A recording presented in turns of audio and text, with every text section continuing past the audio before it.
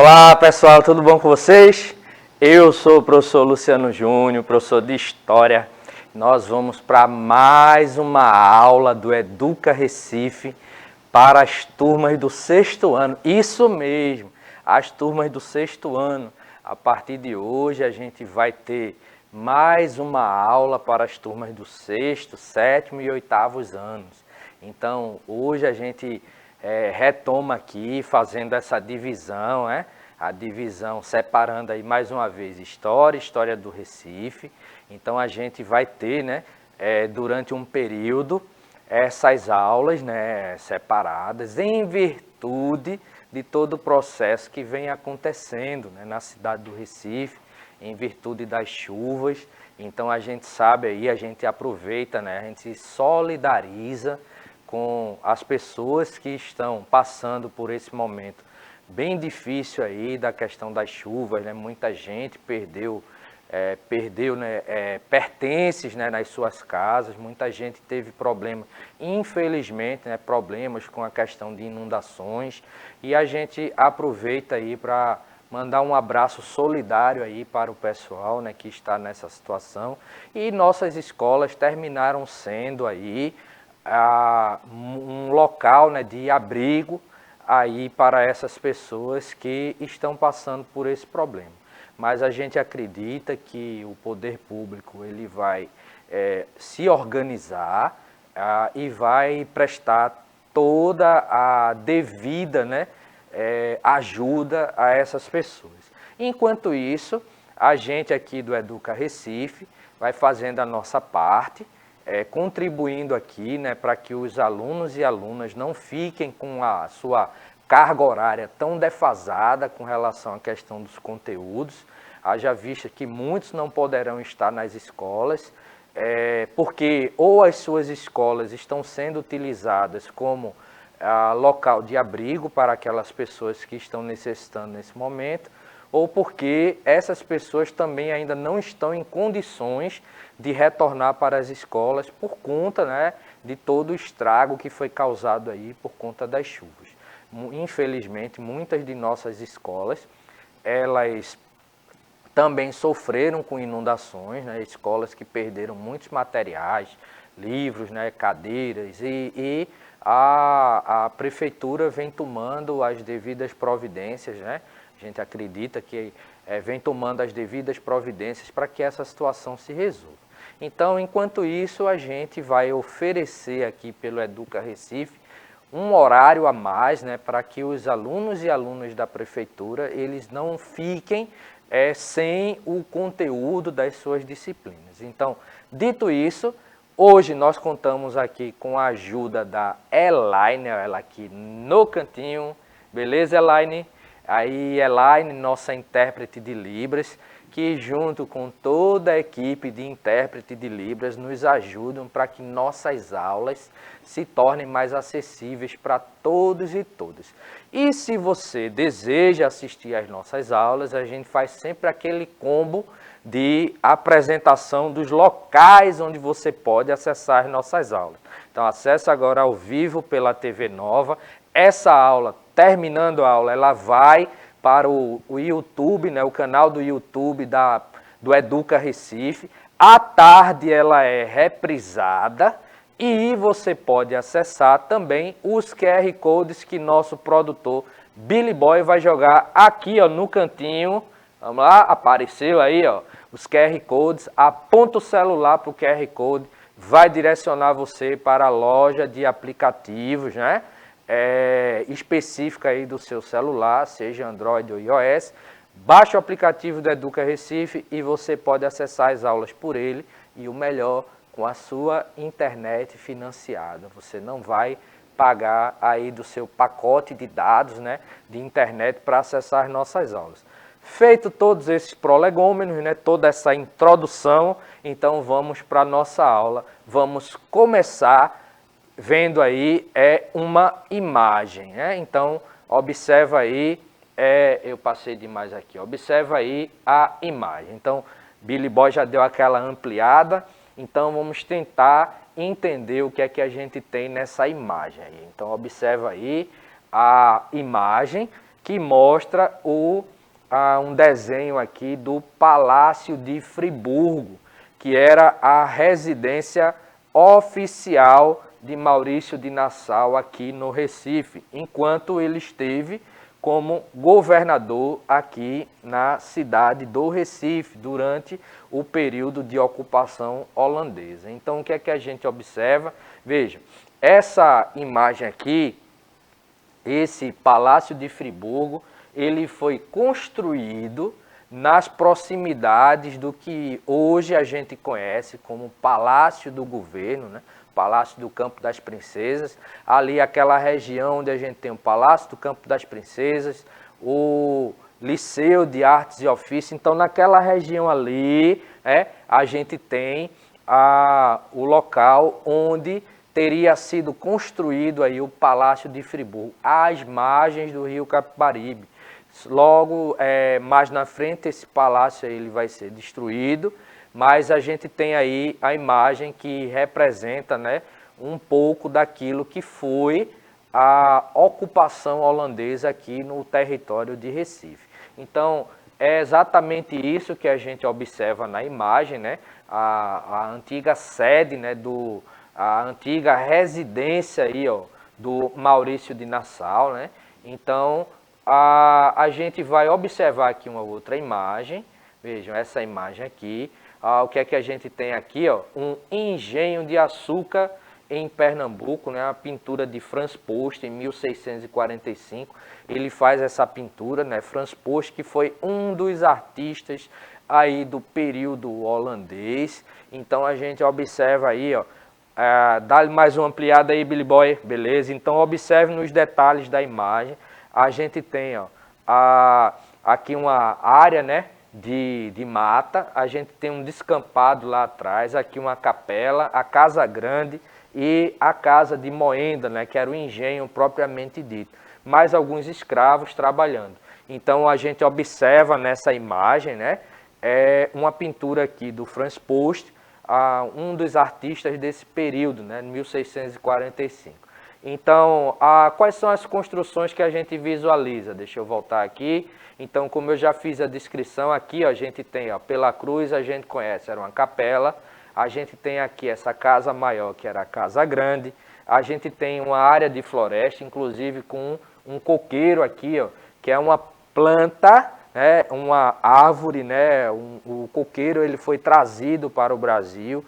A gente não tinha, né, essa árvore aqui, ela foi trazida. Então, é por isso que a gente observa no litoral, quando a gente passa pelo litoral, uma grande presença, né, de coqueiros, né, porque eles foram colocados na região do litoral.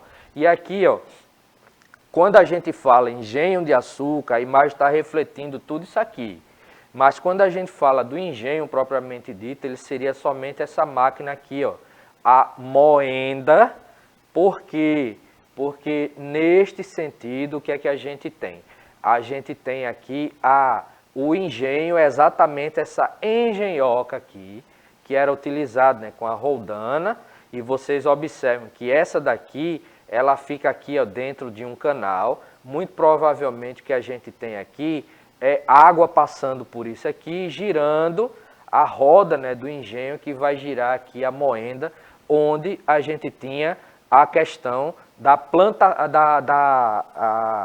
se colocava cana de açúcar aqui, né, para ser moída, né, e gerar o caldo que depois iria para uma outra área, né, que era a casa, né, de fervura, né, a caldeira, né, a região das caldeiras, ou casa de purgar, né, como o nosso colega, o professor Giorgio, que está aqui conosco. Aproveita aí, Giorgio, faz teu nome, dá um bom dia aí pro pessoal.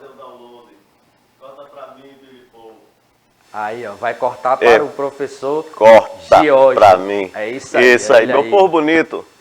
A casa de purgar é exatamente onde o caldo da cana ficava num tacho bem grande, o fogo, ele ia fervendo, e aí a turma ia tirando com a peneira a sujeira que ia levantando o caldo da cana. O processo de fazer a cana de açúcar Ou o açúcar, né? É, o açúcar da cana. É, mas também aí depois você vai contar a história da aguardente ou da pinga. Tem umas curiosidades, viu? Curiosidade, exatamente. Pode dizer, teor alcoólico. Mas eu digo, por que porque pinga? Porque em algumas regiões se chama pinga, em outras regiões se chama aguardente, tá? Eu conto isso depois nas cenas dos próximos capítulos. Daqui a pouco a gente passa para o professor Giorgio, né? O professor Giorgio, entendido aí nessas questões etílicas, então a gente vai passar para ele daqui a pouco. Veja, outra imagem aqui, ó. Veja, aqui a gente tem a Praça da República.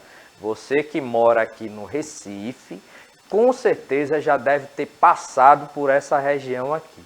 A gente tem o Palácio, né, do Campo das Princesas.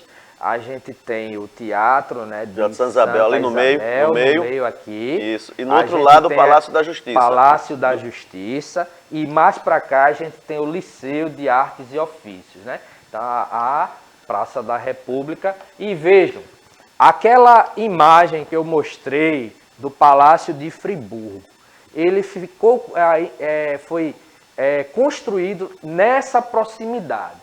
Acredita-se que aqui, ó, da outra margem do rio, mais ou menos por aqui, ou nessa região. O fato é que ele foi construído nas proximidades de onde hoje a gente tem a Praça da República. Então, observem, né, que a gente tem uma influência muito grande dos holandeses nesse período aqui, e é sobre isso que a gente vai tentar tratar no restinho, né, que a gente tem aqui da nossa aula. Ô, professor Luciano, só uma curiosidade. Lá naquela imagem, na Praça da República lá, hoje tem um busto de Maurício de Nassau. Historiadores, pesquisadores, quando a praça foi recuperada, foi restaurada, né, foi reformada, eles acharam alguns vestígios de construção. Aí colocaram o busto de Maurício de Nassau exatamente onde encontraram esses vestígios, alguns artefatos, porcelanas e resto de construção. Onde hoje é o Palácio do Campo das Princesas, a sede do governo do estado de Pernambuco, era o chamado Palácio do Erário. O que quer dizer isso? Palácio do Erário quer dizer o Palácio do Dinheiro, onde recebia os impostos, né? Onde guardava o dinheiro que era arrecadado com os impostos na capitania de Pernambuco, no caso, sob o governo holandês da Companhia das Índias Ocidentais. Ocidentais, exatamente, né? Onde ficava lá o Faz-me Rir. Então, vejam, a gente tem alguns dados aqui. A Praça da República é uma praça muito importante, né? Localizada aí no bairro de Santo Antônio, no Recife, aqui em Pernambuco. Se localiza no extremo norte do bairro, noroeste, norte e nordeste, pelo ponto de junção dos rios Capibaribe e Beberibe. Então a gente tem dois rios muito importantes, né, que se encontram aí e para depois desaguar ali no oceano, Oceano Atlântico, e ela fica muito próximo dessa região. Então aqui eu trouxe, ó, vejam só, eu trouxe aqui, ó, um mapa extraído aí do Google Earth, né? Então, gostou do inglês, professor? Gostei. Google Earth. Observa aí. Então, o Palácio do Campo das Princesas, que é a sede do governo, né, de Pernambuco. A Praça da República, está aqui, ó, nessa na frente. Na frente aí, aqui, isso aí. Exatamente. O Teatro Santa Isabel na frente. Teatro Santa Isabel. O Liceu fica ali, naquele lado esquerdo, no seu lado esquerdo. Lá esquerdo. Lá, suba um pouquinho, suba. Aí é o Liceu de Artes e Ofícios. Liceu de Artes e Ofícios, né? Isso. Aí aqui a gente tem o Liceu. Mais para cá a gente vai ter a Agência Central dos Correios, isso aqui, aí da Procuradoria-Geral do Estado de Pernambuco, né, o Tribunal de Justiça. Aqui, e aqui, ó, a Ponte Buarque de Macedo. Né, uma das pontes mais antigas aqui, junto com aqui, ó, a Ponte Princesa Isabel. Então Rio Capibaribe passando aqui, ó, aí a gente observa. Vejam, observem, né, que dá para perceber, né, que essa região daqui, do bairro do Recife, ela é cercada pelos rios, né? Então é cercada aqui, ó. Porque se a gente passa para falar um pouco sobre a questão da estrutura física, né, do Recife, então a gente vai observar que alguns bairros do Recife, na realidade, são ilhas, né? Ilhas cortadas por rios, né? Então, nesse sentido, ligadas, né, por pontes. E pelo fato da cidade do Recife ter uma grande quantidade, né, de locais aí cortadas pelo rio Capibaribe, né, ou pelo rio Beberibe. Então a gente, né, ganhou aí, a cidade do Recife ganhou a alcunha, né, de Veneza brasileira, né? Porque Veneza, né, que é uma cidade italiana, ela é cortada também por rios, né? Inclusive, é uma questão interessante, né, que Veneza, ela tem, em alguns momentos do ano, assim como o Recife, ela tem pontos de alagamento em decorrência dos rios, né?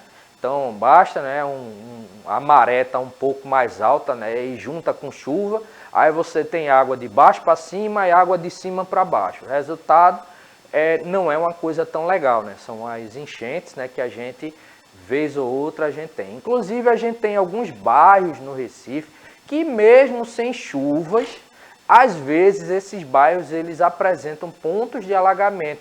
Dá um exemplo, o bairro do Ipicepe, né? Ali nas proximidades, né, um pouco antes ali do Shopping Recife, né, a gente tem o bairro do Ipicepe, passa um canal por ali, e quando a gente tem o refluxo ali da maré, às vezes aquela área ali da Avenida Conde da Boa Vista, ela fica um pouco alagada, né?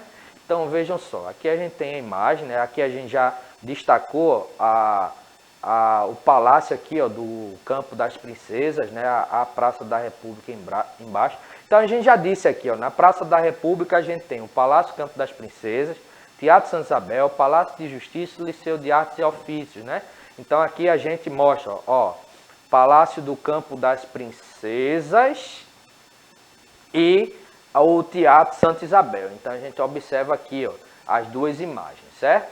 Aqui, ó, mais uma vez, ó, o Palácio da Justiça, ok? E a gente vai tentar, a partir, né, disso, né, entender um pouco como se deu essa invasão holandesa aqui no estado, né, de Pernambuco. Veja, a invasão holandesa faz parte do projeto da Holanda, a Holanda que fazia parte aí dos chamados Países Baixos, né, Holanda, Bélgica, né, então aquela região ali. Niderlandes. Isso, chamado, né, Países Baixos, por quê? Porque ficam situados ali, ó, em regiões abaixo do nível do mar. A Holanda, por exemplo, ela tem uma grande quantidade de diques, que são tipo mini represas, né, para impedir que parte da cidade ela seja inundada. Então, nesse sentido, né, a Holanda ela tinha o projeto aí de ocupar e administrar o Nordeste brasileiro aí, por intermédio da Companhia Holandesa das Índias Ocidentais. E como é que isso vai se dar? Primeiro, né, os holandeses eles tinham um grande interesse no açúcar brasileiro. Por quê? Porque havia muito capital holandês investido nos engenhos brasileiros. Quando a gente fala da produção de açúcar no Brasil, a gente está falando de uma parceria que existia entre portugueses e holandeses, na qual os portugueses eles detinham, né, a técnica de produção do açúcar, né, eles sabiam produzir o açúcar, e os holandeses eles ficavam responsáveis por financiar aquela produção, transportar o açúcar para a Europa, chegando na Europa, refinar e distribuir pelo comércio ali, né, esse açúcar, né? Detalhe, o açúcar naquele momento era o açúcar que a gente conhece hoje como açúcar de rapadura, né? O açúcar mascavo, porque eles produziam ali o pão de açúcar, né? Por que pão de açúcar? A gente tem no processo de fabricação do açúcar, depois que eles ferviam ali o caldo, tirando as impurezas, né? E dando aquele ponto, né, que a gente conhece, né, como o próximo do mel de engenho, né? Melzinho de engenho com queijo coalho frito. Eita, coisa boa, né, Billy Boy?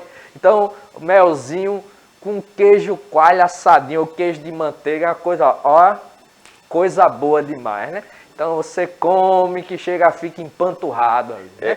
E outra coisa, professor, só para lembrar a galera, esse pão de açúcar que o professor está falando, imagine você aí, uma casca de sorvete invertido, de cabeça para baixo, certo? Mais ou menos isso.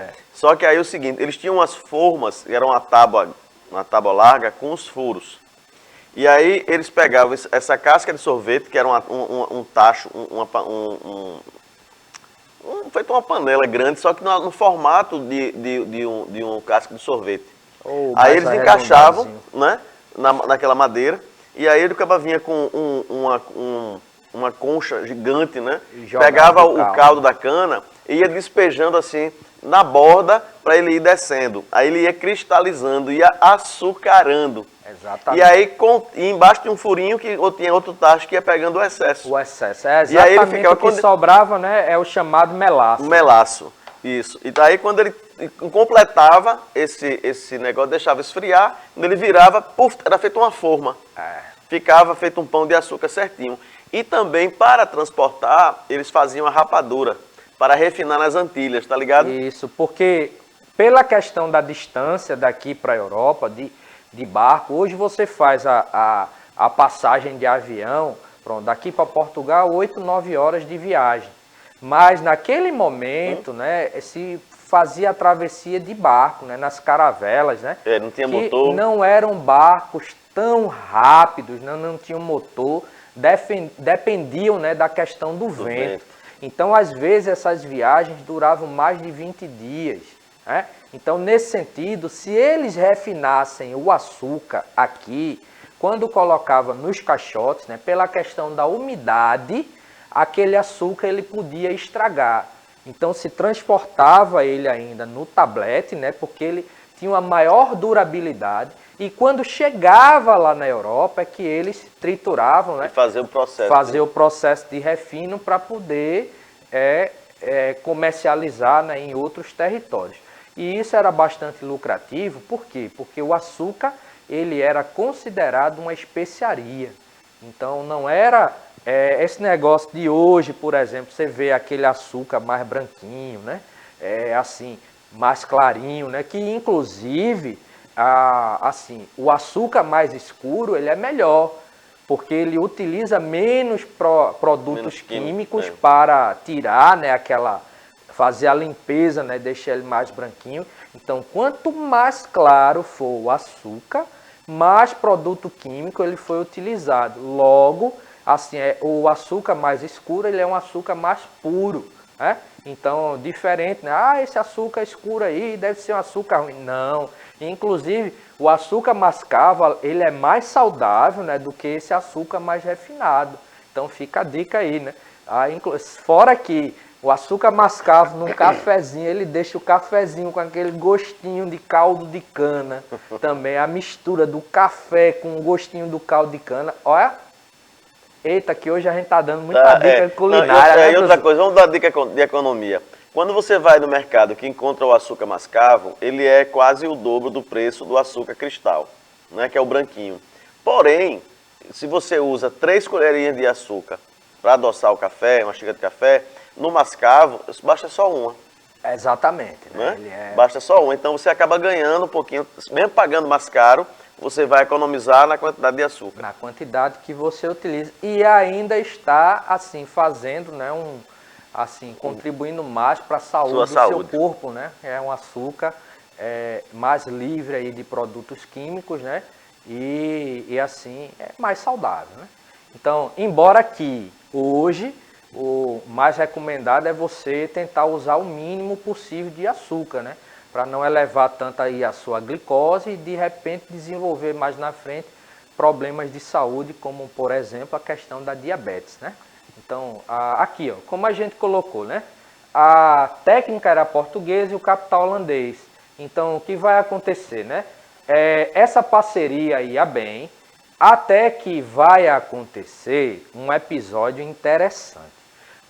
Em 1580, o rei de Portugal morreu. Morreu. E o que vai acontecer? Naquele momento, ele não tinha um filho para deixar no trono, no lugar dele, como herdeiro. Período da monarquia, a gente tinha o quê? O poder ele era passado de pai para filho. De forma que o parente mais próximo que sobrou depois que ficou no lugar do rei de Portugal, um tio, Dom Sebastião. Isso, ficou. Dom Sebastião era o rei? Isso. E o cardeal Dom Henrique, é o tio. Aí o camarada morre também rapidinho. De forma que o parente mais próximo era o rei da Espanha, que vai reivindicar o trono de Portugal. vai assumir o trono Filipe de II, Isso, Filipe II. Vai assumir o trono de Portugal e com isso a gente tem o que a gente chama de União Ibérica. Portugal passa a ser dominado ali pela Espanha. Por tabela, todas as colônias portuguesas, elas passam também para a dominação da Espanha. Qual era o problema aí? Qual era a treta? A treta é que a Espanha era inimiga da Holanda. Então a Espanha, o rei da Espanha ali que assume Portugal, vai decretar a expulsão dos holandeses de todas as colônias portuguesas, inclusive do Brasil. Aí vejam o BO. Né? Qual era o BO aqui? A indústria açucareira era uma parceria, né, aqui do capital holandês com a técnica portuguesa. Quando os holandeses são expulsos, eles vão levar também o seu capital. Então, como eles se julgam aí no prejuízo, então eles começam a organizar um plano de invasão do Nordeste do Brasil. Ô, professor, rapidinho. Deixa eu lhe cortar. Só um instantinho, bem rápido, professor. Então, como isso se deu, a gente vai entender na nossa próxima aula, porque o nosso tempo já está esgotando. Mas eu vou passar para o professor Giorgio. Eu já me despeço, tá, para ele se despedir com a curiosidade, né, da pinga e da aguardente. Ah, sim. Mas eu ia falar aí também que é o seguinte: os engenhos do Brasil foram montados com o empréstimo do capital da Holanda. Então, se eles foram expulsos, cadê a rentabilidade que eles tinham com o empréstimo? Exatamente. Perderam também. E a questão da pinga é o seguinte: os escravos, o professor Luciano, numa imagem aí, mostrou um moinho, a moenda. Ele falou de um rio, que podia passar um rio, que era movido, que movia aquela roda de madeira para prensar as canas. Porém, também, naquele ali, ó, que é uma pintura de Rugendas, se não for a memória... Franz Post. Porque o Rugendas e Franz Post eu ajudei a carregar as tintas. E aí, tem uma roda ali, os escravos estão, ó, eles estão rodando, então eles às vezes levavam chicotadas. Os escravos que levavam chicotadas, que iam para a moenda e que estavam na caldeira, a evaporação começava a pingar nas costas dos escravos. Isso na região de Minas Gerais, eles chamam cachaça de pinga. Aí que pinga danada é esse? Que pinga? Esse pingo, pingando nas costas. E ardia. Como ardia, os escravos daqui do Nordeste brasileiro chamavam de aguardente, porque a água ardia, porque era álcool. Exatamente. Então, com essa curiosidade, a gente se despede. Tchau, meu povo. Agradecer aí ao professor Giorgio, agradecer a Elaine, é isso aí. E, gente, até a nossa próxima aula. Tchau, tchau.